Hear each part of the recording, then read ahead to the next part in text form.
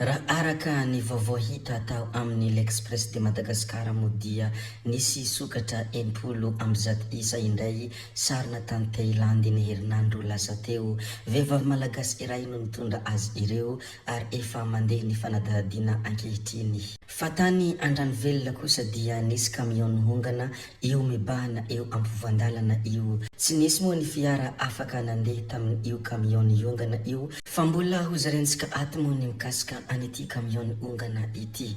Tompoko vavy sy tompoko lahy mialohany hidirantsika amin'ny resaka izay ataontsika moa dia mbola toy ny mahazatra entanina foana ianareo mba hiaboniny chaîne sy hanao j'aime ny video ary hametraka ny commentaire ihany koa. Ndeha aloha hidirantsika izany fanaovana abonnement chaîne izany mialohany herisoantsika amin'ny resaka izay ataontsika. Ndao ary tompoko lahy, ndao ary tompoko vavy.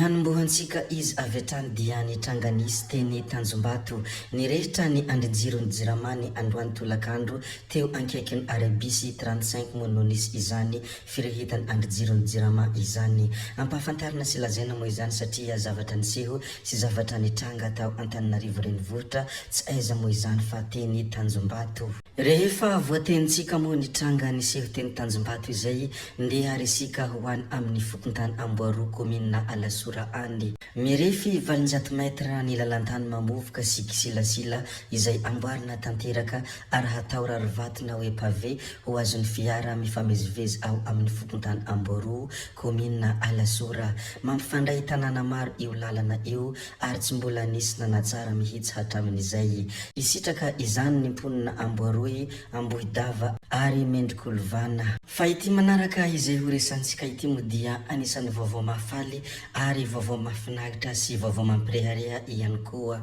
Nahazo amboara miisa roa any amin'ny festival Emergence any Lomé, Togo ny horonan-tsary mitondra ny lohateny debout izay notontosain'ny felana Rajaonarivelo. Vaovao mahafinaritra moa izany ka dia tsy mahagaga raha toa kazarainay ato satria izahay raha ty moa dia mizara ny zavamisy ary mizara ireo rehetra izay mafaly sy ireo rehetra izay miseho ao a Madagasikara malala nosy tanindrazana.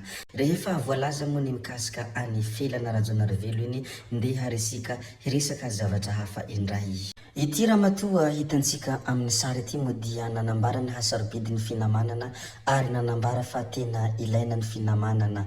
Ilaina ny manana namana hoy izy hatrany indrindra amin'ny ady sarotra. Hoy ity ramatoa ity tao amin'ny pejy dia ny hoe misy ireo namana, ireo olontiana izay tena anjely tsotra miambina anao ary indrindra eo amin'ny fotoanany fitsapana anao. Tsy mahatsaro irery ianao manana azy ireo satria eo foana izy ireo manohana sy manome fitiavana. Izany anefa no manome hery sy tanjaka ary mahabe herim-po anao. Hoy ny hafatra izay nambarany ity ramatoa ity le tao anatin'ny pejiny.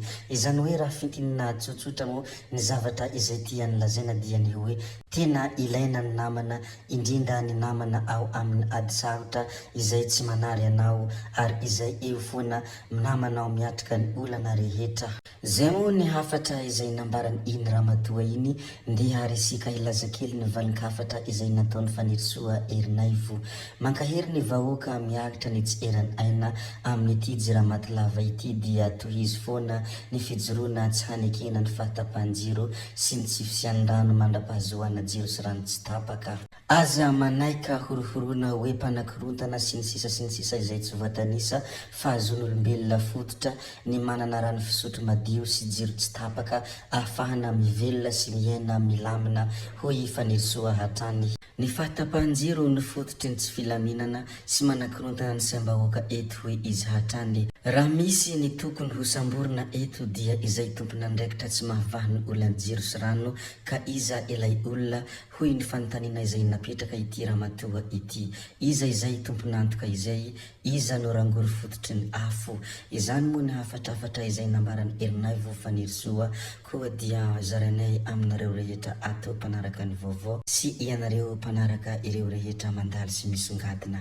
Voalaza sy voaresaka ihany koa mo iny fanambarana izay nataony fanirisoa iny ndeha resika hijery kely ny afatra izay nomeny filoham-pirenena malagasy. Fitsinjovana ny maha olona, fitantanana mendrika miaraka amin'ny fomba fiasa vaovao miankina amin'ny digitalisation, nazahoana vokatra tsara izany nanomboka tamin'ny taona lasa raha efa nahina hikatona ny knapsa talohany izay. Tsy ho ahy na ho an'ny fitondram-panjakana izany fahombiazana izany fa ho an'ny vahoaka malagasy hoy ny filoham-pirenena hiakatra 420 isanjato ny vola ho raisin'ny mpisitraka fisotrondronono manomboka izao. Hisondrotra ho 520 isanjato ny tahan'ny fisotrondronono ho an'ireo mohatra ny 20 taona ary 50 isanjato kosa ho an'ireo mpananotena sy kamboty. Ireo mpiasa tena fa indrindra ireo tantsaha sy mpamboly dia ho tohanana ihany koa ahafahany mampitombo ny vokatra. Io tohana io moa ahafahany mampitombo ny vokatra mazava ho azy izany dia mampisontrotra ny fari-piainany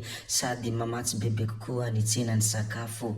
Mifampiankina ary mifameno avokoa ireo tetikasa fampandrosoana toto-tsaintsika hoy ny filohan'ny Repoblika Andry Rajoelina raha nanao ity fanambarana ity. Anisan'ny nahafaly ny be sy ny maro ihany koa ny filazana ny hoe hiditra amin'ny transformation agricole goavana be hoy i Madagasikara.